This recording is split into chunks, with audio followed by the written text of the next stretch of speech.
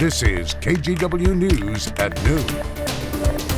Good afternoon. Thank you for joining us. I'm Drew Carney, and our top story here at noon is a break in the case of the University of Idaho murders. Police have arrested a person of interest. So here's what we know this afternoon. The Associated Press is reporting that 28-year-old Brian Koberger, you see him right there, was arrested in connection with the murders. He was arrested in Scranton, Pennsylvania, and is being held there until he can be extradited to Idaho. Police in Moscow, Idaho haven't confirmed the arrest yet on their end, but they do have a press conference scheduled for 1 o'clock this afternoon. We also know that 4 law enforcement officials have told NBC that a suspect connected to the case is in custody. NBC is also reporting that a Hyundai Elantra was taken from the suspect's home as evidence, the same make and same model that's been connected to this case for a while now. We'll bring you the latest from today's 1 o'clock news conference on KGW.com and later this afternoon during our news at 4 p.m. One of our top local stories this afternoon is the ongoing power outages for many people in the area because of the wind and rainstorms we saw earlier this week. So this look at PGE's outage map shows 1,600 customers are still affected. PGE had about 550 crew members working on the ground on Thursday. Crews are primarily focused on areas where big groups of homes are still without power, so areas with a smaller number of outages will take longer to address. We spoke to a man named Michael who lives in Portland's West Hills. He described the winds that they experienced in his neighborhood back on Tuesday.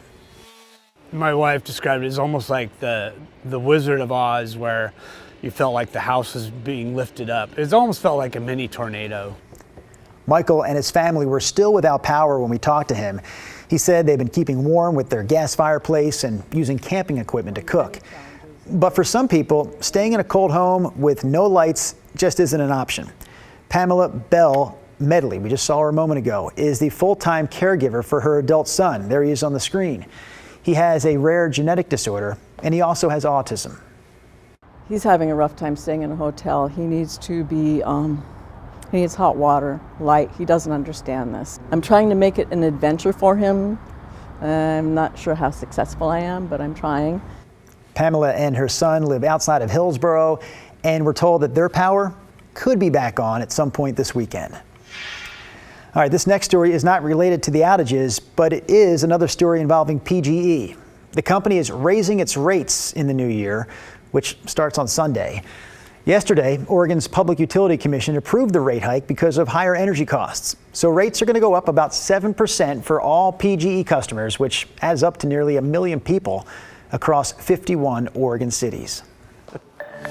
All right, Chris, we hear you there in the Weather Center showing us a look behind you of the rain in the area. Is that right? It's very, very light. Actually, in fact, it's really hard to see out our window right now. If anything, it's misting in downtown. But the rain is beginning to uptick here in some areas like we thought it would, especially in the Oregon Coast Range. North Oregon Coast Range and the South Washington Coast. And Salem actually reporting some light rain at last check as well. We'll give you the bigger perspective, and really interesting here. Watch real quickly. Let's show it one more time. Right there. See a little lightning flash there? Indicative of reasonable amount of instability with this weather system offshore that will probably throw a little bit more rain our way over the next 6 or 8 hours here in Portland. And Futurecast bears that out. Rain on the upswing here as we get into the mid to late afternoon hours, and that'll probably be with us through maybe 8, 9, 10 o'clock tonight. And then that shifts off to the east, and guess what? That sets us up for a mostly and nearly totally dry weekend. I'm happy to share that with you. But first, we've got more rain to get through. It's 54 at PDX, 51 King City. Tillamook checking in with the lower 50s as well. Hopping over the Cascades. Cold spot on the map right now, Baker City at 31. The plan for the rest of the day here in Portland, temperatures hovering in the low 50s and getting a little cooler. Sunset at 4:36. You know, despite the fact that it's so dark so early, we're actually adding daylight now, Drew. We've added about 45 seconds of daylight today, and we will keep doing that heading into the New Year's weekend. Your New Year's weekend forecast in just a few minutes. Sunlight. I felt that extra sunlight, Chris, yesterday. I think I may have gotten a sunburn from it. Okay. The storms that we saw earlier this week not only left a lot of downed trees around the area, but we also saw a lot of damaged cars and homes from those storms. So the first thing you should do if your house or your car is damaged is call your insurance company. KGW's Evan Watson got some more advice on what you should do after that. There's the immediate reaction when a tree falls onto power lines or a home. just as we were talking, as you were driving by, it all came down onto the street right here. And then there's the follow-up. What do I do next? You can see it's all tangled up in those lower lines there, so is it going to cause more of a problem? Corey Knapp wrestled with that question during the storms this past week. Some homes were spared from large trees falling on them. Others, not so much. You can ask any insurance company, they'll tell you this storm caused massive damage. State Farm Public Affairs Specialist Amy Harris explains. 27 states and 31,000 overall claims that we've seen the past week. Oregon alone, we've seen over 700. That's with both auto and home claims. A lot of damage. We're seeing a lot of wind damage, a lot of water, frozen pipes that have burst, trees that are down. And it's not always a straightforward answer to who's liable and who needs to make the call, unless you can prove some type of negligence. Insurance is kind of funny with trees because if your neighbor's tree falls on your fence or your property, you're responsible for that, not your neighbor. Harris says your first call should be to a home or car insurance agent. Don't jump to action just yet. Keep receipts, document everything that you do. Also, don't pay for anything up front. Make sure you're reaching out to your agent, you find out exactly what is covered with your policy. Then she has some recommendations when selecting a contractor. Ask around for references and check contractor licenses and certificates of insurance. Insist on detailed written estimates that show the cost, labor required, and estimated time of the work. Check any potential warranty and watch out for conditions that would void it. And of course, you can check reviews or formal complaints filed against any contractor. Lastly, Harris says the best way to be prepared for a future claim is to assess the value of what you have ahead of time. Key things that we like to remind people to do is take a home inventory. So that's just, simply walking around your house with an iPhone, a pad of paper, just documenting what you have, the value of everything that you have, so that if it does need to be replaced or you do need to file a claim, you know exactly what it was that you had. Evan Watson, KGW News.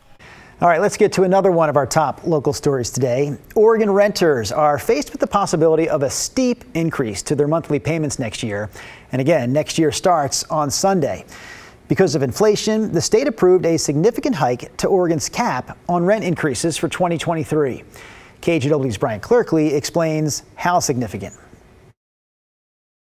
Landlords will now be able to raise rent by as much as 14.6%. The executive director of the Community Alliance of Tenants is really worried this will kick more people out onto the street because they can't afford it. The Community Alliance of Tenants advocates for the rights of low-income tenants. Kim McCarty says the nonprofit helps 6,000 households, and the past few years have been financially hard on a lot of them. She says she's already getting calls from concerned people who can't afford the rent increase. The standard rent right now is about $1,500 a month. So a 14.6% increase is over $200 extra a month. That's thousands of dollars per year. How can that possibly be right? No one's wages have increased at 10% every year and 14% this year. Now the landlord's point of view. This law only applies to rentals 15 years or older and not new construction. We spoke to Christian Bryant with the Portland Area Rental Owners Association. Back in September, he said he understands the concern but does not believe most landlords who would be eligible to raise rents by this much would actually go that far. The way it's set up right now is if you're a landlord, you're a business. And if your costs go up, just like at your restaurant, or the Home Depot, when they had to pay more for the materials that they sell, they charged the end user more. A statewide rent cap was first put into place in 2019, and it was set at 9.9%. If your rent is going up, landlords are required to put it in writing to the tenant. Brian Clerkley, KGW News.